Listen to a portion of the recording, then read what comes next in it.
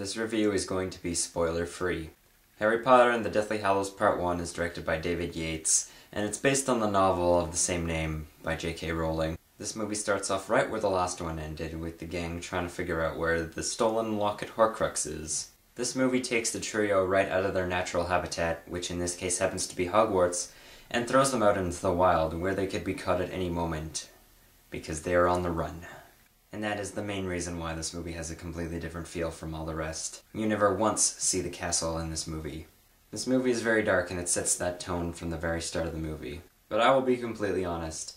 When I sat up after the credits started rolling, I felt a little bit empty. I still haven't decided yet exactly why I felt empty when I sat up once the credits started rolling. One of the reasons could be that I know exactly what happens next and I just really wanted to just see the movie continue going and be able to watch exactly what happens next. But I'll have to wait till July 15th at midnight to see that. I think I'm happy with feeling empty in this situation though. That feeling of emptiness is going to want me to go watch Part 2, and I hope that's exactly what everyone else feels when they sit up at the end of Part 1. If they sit up and think to themselves, damn it, I want to see Part 2 right now, I think Warner Brothers has done something right.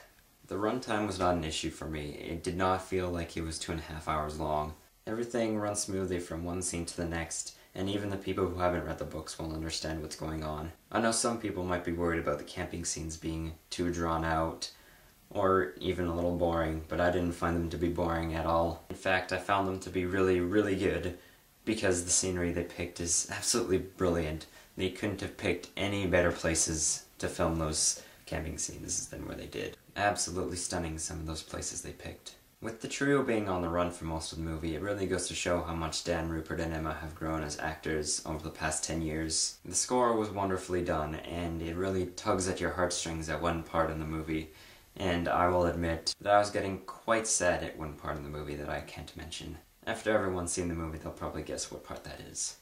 I just wish I could see Part 2 right now. Ugh. July is so far away. It's not fair. This definitely isn't going to be an Oscar-winning film. It does improve upon Half-Blood Prince, and it does exactly what it's supposed to do by making you want to go see Part 2 really, really badly.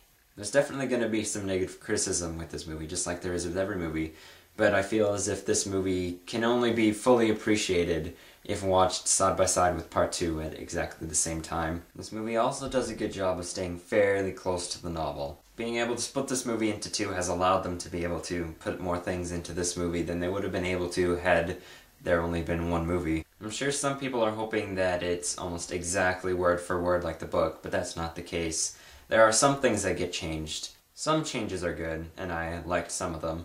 But there are also others that I didn't like, but I'm not going to mention any of them here because that will spoil stuff. I thoroughly enjoyed this movie. I hope everyone else does too. When you're all done watching this movie, I hope you're all with me in that you hope tomorrow's July 15th.